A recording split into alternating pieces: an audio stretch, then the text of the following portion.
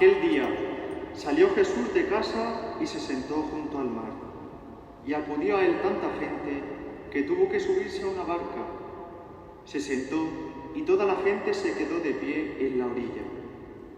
Les habló muchas cosas en parábolas. Salió el sembrador a sembrar. Al sembrar, una parte cayó al borde del camino. Vinieron los pájaros y se la comieron. Otra parte cayó en terreno pedregoso, donde apenas tenía tierra. Y como la tierra no era profunda, brotó enseguida, pero en cuanto salió el sol, se abrasó, y por falta de raíz se secó. Otra cayó entre abrojos, que crecieron y la ahogaron. Otra cayó en tierra buena, y dio fruto, una 100, otra 70, otra 30. El que tenga oídos, que oiga. Se le acercaron los discípulos y le preguntaron: ¿por qué les hablas en parábolas? Él les contestó: a vosotros se os ha dado a conocer los secretos del reino de los cielos, y a ellos no. Porque al que tiene se le dará, y tendrá de sobra, y al que no tiene se le quitará hasta lo que tiene. Por eso les hablo en parábolas, porque miran sin ver, y escuchan sin oír, ni entender. Así se cumple en ellos la profecía de Isaías: oiréis con los oídos sin entender, miraréis con los ojos sin ver, porque está embotado el corazón de este pueblo, son duros de oído, han cerrado los ojos, para no ver con los ojos, ni oír con los oídos, ni entender con el corazón, ni convertirse para que yo los cure. Pero bienaventurados vuestros ojos, porque ven, y vuestros oídos, porque oyen. En verdad os digo que muchos profetas y justos desearon ver lo que veis y no lo vieron, y oír lo que oís y no lo oyeron. Vosotros, pues, oíd lo que significa la parábola del sembrador. Si uno escucha la palabra del reino sin entenderla, viene el maligno y roba lo sembrado en su corazón. Esto significa lo sembrado al borde del camino. Lo sembrado en terreno pedregoso significa el que escucha la palabra y la acepta enseguida con alegría, pero no tiene raíces, es inconstante y en cuanto viene una dificultad o persecución por la palabra, enseguida sucumbe. Lo sembrado entre abrojos significa el que escucha la palabra, pero los afanes de la vida y la seducción de las riquezas ahogan la palabra y se queda estéril. Lo sembrado en tierra buena significa el que escucha la palabra y la entiende. Ese da fruto y produce 100 o 70 o 30 por uno. Palabra del Señor.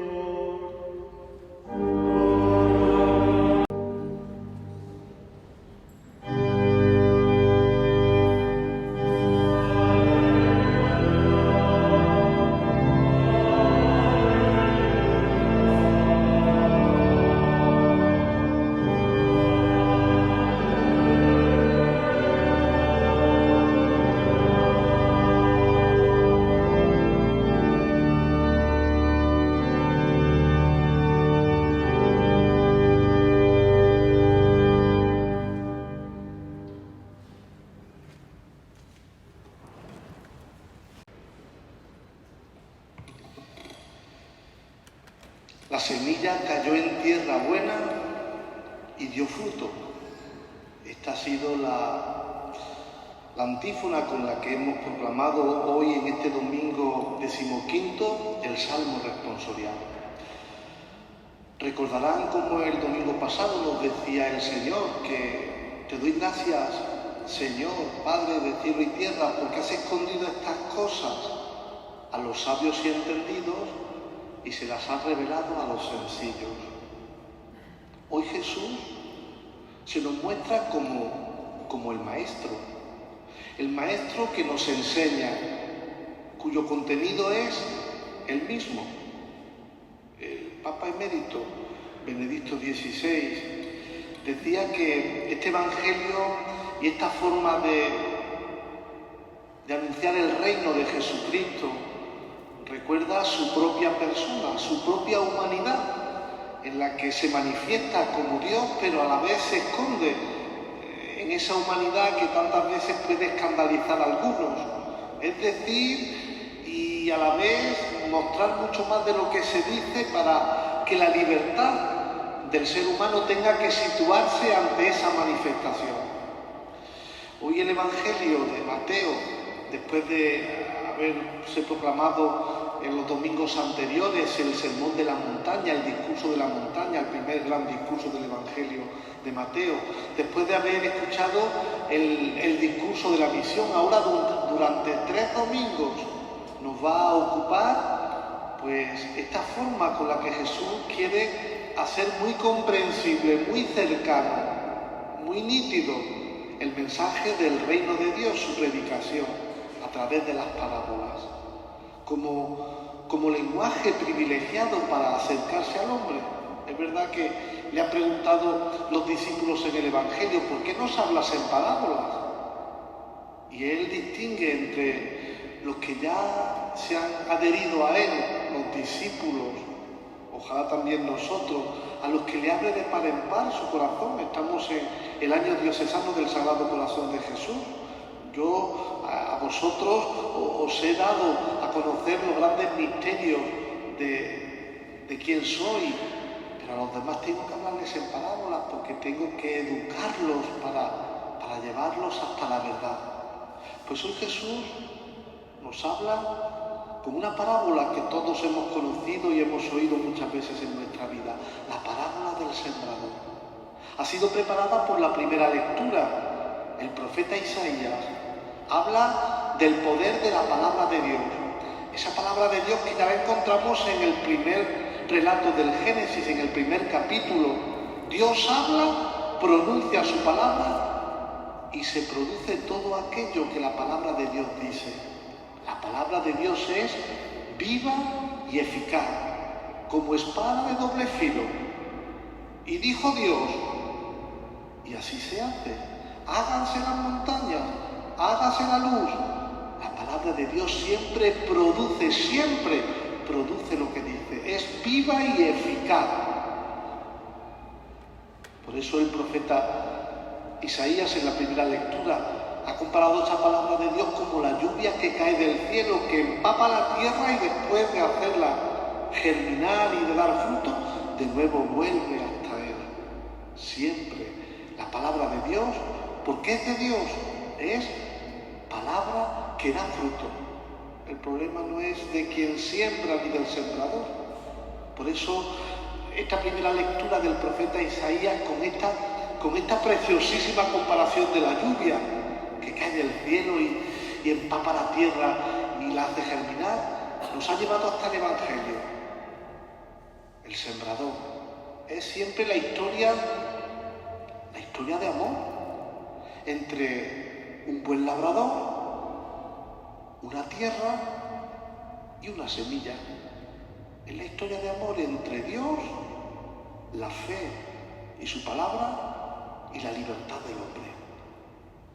Hoy el Salmo, como os decía anteriormente, nos ha recordado que estamos llamados, así nos ha creado Dios, con capacidad de acoger su palabra. Nos da la gracia para poder realizar la vocación a la que nos llama. La llamamos gracia de Estado, no son nuestras fuerzas. Es el Señor que, habiéndonos elegido desde antes de ser engendrados en el seno materno, como diría el profeta Jeremías, nos da la capacidad, la gracia, su vida, el Espíritu Santo, la vida del Hijo, para poder llevar a cabo lo que Él quiere de nosotros. ¿Os acordáis aquello que decía el gran padre de la Iglesia, San Agustín? El que te creó sin ti, no nos pidió permiso el Señor para crearnos, ni para crear todo. Es un acto de amor, pero el que te creó sin ti, no te salvará sin ti. Sí, es verdad. Nuestra libertad frente a lo que dice la teología protestante, ya sabéis que para el protestantismo nada cuenta el hombre ni su libertad, porque después del pecado original ha sido totalmente destruida, ¿no? Hemos sido heridos, ciertamente, pero el Señor, que ha arrancado de raíz ese pecado en el bautismo, a pesar de que luego la concupiscencia nos juegue tan malas pasadas a lo largo de la vida, pero es verdad que el hombre tiene capacidad para educar su libertad desde Dios y para decir amén, sí. Si no, seríamos marionetas, seríamos autómatas, seríamos computadoras, ordenadores en manos de un Dios caprichoso. Si la libertad del hombre vale. Por eso os decía, en el Evangelio se pone de manifiesto esta interconexión siempre necesaria entre el amor de Dios, que no solamente nos ha creado, sino que constantemente quiere salvarnos y quiere llenar de sentido nuestra vida, entre esa semilla que ya puso en nuestro bautismo, el día que nos regaló la inserción en Cristo, en el Hijo, y el día que nos regaló la vida eterna, y el día que nos hizo hijos de la Iglesia. Hemos escuchado la segunda lectura, durante varias semanas la escucharemos, Pablo a los Romanos, una catequesis preciosa sobre el bautismo, y que nos recuerda que aunque ya hemos recibido ese don de la fe, pues hay que peregrinar en este mundo, y que toda la creación, que también ha sido herida por el pecado, expectante, espera la plena manifestación de los hijos de Dios al final de los tiempos, mientras nos toca sufrir y acoger las heridas propias de quien ha sido tocado y amenazado, y lo es constantemente, por el pecado. Hemos comenzado la Eucaristía pidiendo perdón al Señor por nuestros pecados. Y ya sabéis aquello que dice el apóstol, que siempre el diablo, como león rugiente, ronda buscando a quien devorar, resistirle firmes en la fe. ¿Veis? Dios es el protagonista, pero el hombre y su libertad también juegan. Hoy la palabra de Dios, después de esta catequesis tan bonita de la segunda lectura, que nos recuerda el cielo y que el triunfo será del bien sobre el mal, y que ya eso se preludia en nuestra vida cristiana, en la Iglesia, en los que hemos recibido el don de la fe y el bautismo. Pero es verdad que hay como tres diablos, o tres tentaciones, o tres grandes peligros para este hombre y para su libertad, que ha sido creada con capacidad de acoger la salvación de Dios. Es esa primera semilla que ha caído al borde del camino. Vienen los pájaros y se la comen. El sembrador ha sembrado, no ha tenido, y perdonen la expresión, mala puntería. Es que la tierra no estaba preparada donde ha caído esa semilla para dar fruto. Una primera tentación, un primer pecado, un primer defecto espiritual o enfermedad espiritual que puede muy estar presente en la evangelización de los pueblos, es la indiferencia, ser indiferentes, ser duros como la tierra al borde del camino, una tierra que no ha sido labrada, que no ha sufrido la dureza del arado, que no ha sido preparada y abonada. Pues ya lo hemos oído muchas veces. La indiferencia es el peor pecado, decía Santa Teresa de Calcuta. Muchas veces preferimos a un ateo con el que poder, ¿verdad?, dialogar y poder, aunque sea a nivel racional, pues dar argumentos de por qué creemos y acogerlos. Pero la indiferencia, la tibieza, el me da igual, eso anula cualquier proyecto de búsqueda de la verdad. Es la apatía, es a mí qué me importa, tú vete a tu sacristía. Cristianos, ¿verdad?, tantas veces amenazados por estos proyectos ideológicos marxistas que hacen de la sociedad y del corazón del hombre una tierra dura, donde la palabra de Dios, aunque caiga y aunque el testimonio cristiano ven, será imposible que aquello del fruto, aquello que pasaba en la parábola también del rico Epulón. Señor, manda al menos a alguien, a mis hermanos y a mi familia, para decirles lo que pasa. Mira, ni aunque se les aparezca alguien que ha muerto, alguien que resucite, me creerán. Pues sí, es una primera enfermedad espiritual de nuestro mundo, ideologizado, asumido y construido desde su soberbia, una tierra dura, asfaltada, donde jamás la semilla del Evangelio podrá dar fruto. Y hay un reto para cada uno de nosotros, queridos hermanos, querida familia, queridos sacerdotes, queridos consagrados, arar y adorar la tierra. ¿Qué es necesario hoy en nuestro mundo? Es el primer anuncio.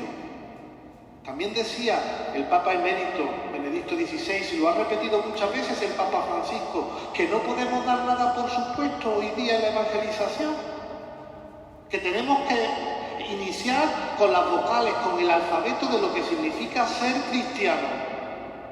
¿No?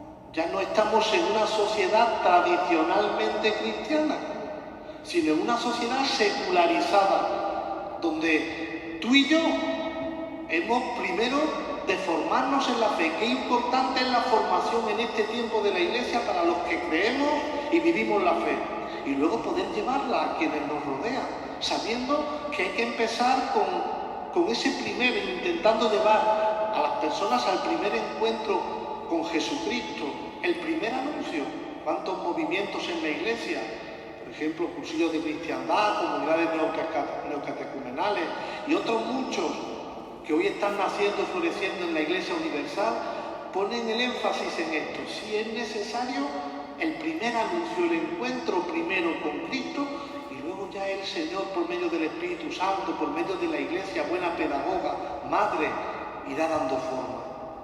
La indiferencia, tierra dura, corazón duro, en el que el hombre, ideologizado y manipulado en la esclavitud de las ideologías, ha cerrado su vida a la verdad trascendente. Segundo peligro, esa semilla que cae en aquellas piedras, en aquel terreno pedregoso, pues llegan los buenos sentimientos. Cuánto nos gusta lo que está diciendo el sacerdote, este ratito lo que me ha dicho el Señor delante del sagrario, pero como luego la raíz no puede profundizar porque es tierra pedregosa y no hay tierra, se seca la semilla. Es la inconstancia. La inconstancia, ser inconstante. Nos dejamos llevar por buenos sentimientos, nos dejamos llevar. Vivimos en el mundo, ya saben ustedes, de lo epidérmico, ¿no? Todo lo que no me motive o todo lo que no me haga sentir no vale. La sensiblería barata, perdonen ustedes, que nunca nos ayudará a construir desde las dificultades. En cuanto viene la primera dificultad, es que para ser cristiano hay que hablar de la vida. Y hoy hablar de la vida en un mundo que habla de la cultura de la muerte, sí al aborto, sí a la eutanasia, y ser valiente y decir, no, ¿quién soy yo para decidir quién vive y quién muere? Se seca, no hay raíces, hay sentimientos. Por eso hemos de educar nuestros sentimientos. Hemos de pedirle al Señor que la fe, nuestra fe, tenga auténticas raíces, sagrario, Eucaristía, rodillas, sacrificios, rosario. Encuentro con el Señor, raíces, silencio, humillaciones. Todo eso que va más allá del sentimiento y que no nos gusta y que nos hace recordar que Dios nos habla y nos salva crucificado. Pues frente a la inconstancia, el gran reto de la fidelidad por encima de lo que sientan, buscar la verdad por encima de lo que sientan, y el sacrificio como palabra y como verdad y como actitud que nos lleva a descubrir la verdad de Dios en nuestra vida. Y la tercera enfermedad espiritual, esa semilla que ha caído entre abrojos, ha caído con otras hierbas que crecen más que la propia semilla y la aplastan, la matan. La incoherencia, la incoherencia. Queremos que todo valga. Somos cristianos, somos católicos, celebramos la Eucaristía, pero luego si tenemos que compatibilizar nuestra fe con otras ideas, incluso políticas, sociales o de otras muchas índoles, que van en contra totalmente de lo que creemos, da igual, es el relativismo, todo vale. Sí, yo voy a misa, soy cristiano, pero mira, yo el aborto, o yo la eutanasia, o yo la familia, o yo... coherencia.